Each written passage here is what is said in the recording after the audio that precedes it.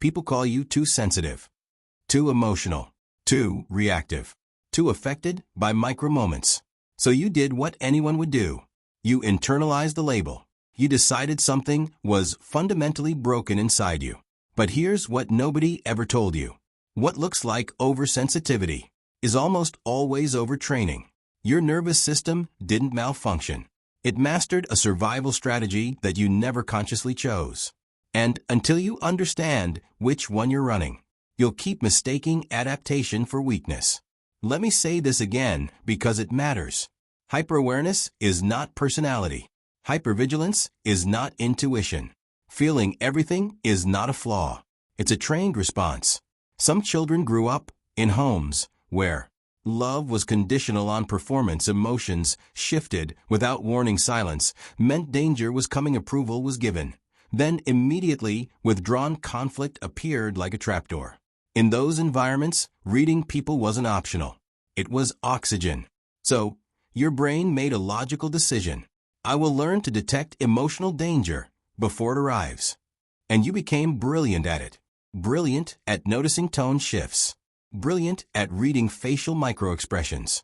Brilliant at sensing when something was off. You didn't develop sensitivity. You developed a survival system. Here's what's actually happening inside you. Step 1. The environment. You experienced emotional unpredictability during development. Love appeared and disappeared. Moods shifted without warning. Safety felt inconsistent. Step 2. The adaptation. Your nervous system optimized for threat detection. It learned. Emotional safety is fragile. I must monitor constantly. If I relax, I'll get hurt. Step 3. The generalization. This system didn't switch off when you left that environment. It became your default operating system. Now your brain scans everything. A delayed text, they're angry. A colder tone, I did something wrong.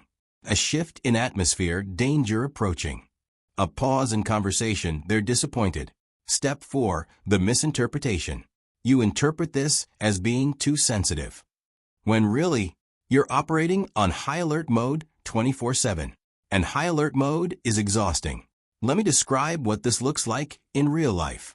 You'll know this is you if 1. You feel responsible for everyone's mood. Someone walks into a room in a bad mood, you immediately feel like you need to fix it. You adjust your behavior to compensate. You feel drained, even though it wasn't your problem. 2. You overinterpret small changes. A different greeting than usual, a shorter reply to a lack of enthusiasm, a slightly different facial expression. Your brain doesn't just notice these things.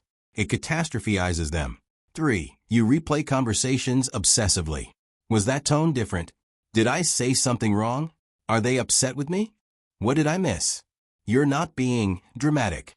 Your brain is running its old protection program. If I can find the hidden meaning, I can prevent the pain.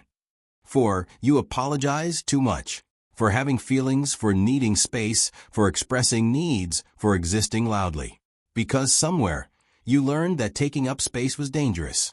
5. You feel unsafe even when nothing is wrong. Peace feels suspicious. Calm feels temporary. Stability feels like the calm before the storm. Your nervous system doesn't trust safety. It only trusts scanning. Let me explain what's happening at a deeper level. Your nervous system operates on a prediction model. The brain doesn't just react to reality. It predicts reality based on past patterns. When you grew up around emotional unpredictability, your brain learned. Emotional danger is common. I must predict it to survive. So it built a high-resolution threat detection system. Now, you notice things others miss. You sense tension before it's visible. You feel emotional shifts in real time. This is called hypervigilance. And hypervigilance is not intuition. Here's the difference. Intuition says, I have a calm knowing about this. Hypervigilance says, I must scan everything or something terrible will happen. One comes from grounded awareness. The other comes from trained fear. The tragedy is, your gift for emotional depth got hijacked by a survival system. The same sensitivity that could make you emotionally brilliant keeps you trapped in monitoring mode. You're not too emotional. You're emotionally overtrained. And there's a massive difference between being weak lacking capacity. Being overtrained, having a system that never turns off. One is a limitation. The other is adaptation that outlived its usefulness. Here's the painful question you need to ask yourself. Does your nervous system actually believe it's safe right now? Not logically, not intellectually, but viscerally. Because here's what happens when hypervigilance runs your life. You're always slightly on edge. You relax, but never fully you trust, but with conditions you love, but with guardedness you connect, but hold something back. And the worst part? You've been doing this so long. You don't even realize you're doing it. You think this is normal. You think everyone feels this level of alertness. They don't. Here are the signs that your nervous system is still running the old program. You struggle to receive love. Without suspicion, you feel anxious. When things are going well, you wait for the other shoe to drop. You need constant reassurance. You feel exhausted after social interaction. These aren't personality flaws. They're symptoms of a system that never learned to power down. So let me reframe this completely. You are not broken. You are not defective. You are not too much. You are operating on a system that worked once, and now it's working against you. The goal is not to become less sensitive. The goal is to recognize when sensitivity is intuition versus when it's hypervigilance in disguise. Real emotional depth comes from being able to feel and regulate. Hypervigilance just feels without regulation. So, ask yourself this question. Are you truly too sensitive? Or did your brain simply adapt to environments where emotional awareness became necessary for survival? Because some people aren't emotionally weak. They're emotionally overtrained. They learned a skill so well that they forgot it was a skill and mistook it for identity. Here's what you need to remember. Your ability to feel deeply is not a curse. It's a superpower that got commandeered by a survival system. The work isn't to become numb.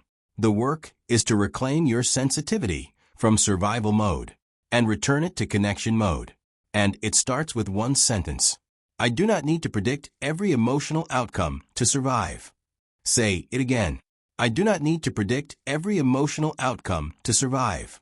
Your nervous system needs to hear this. Not once, 1,000 times. Until safety becomes the new pattern. Until peace stops feeling suspicious. Until you realize you were never too sensitive. You were just too trained for a world that stopped requiring survival. And now you get to untrain. That's not weakness. That's the most courageous work you will ever do.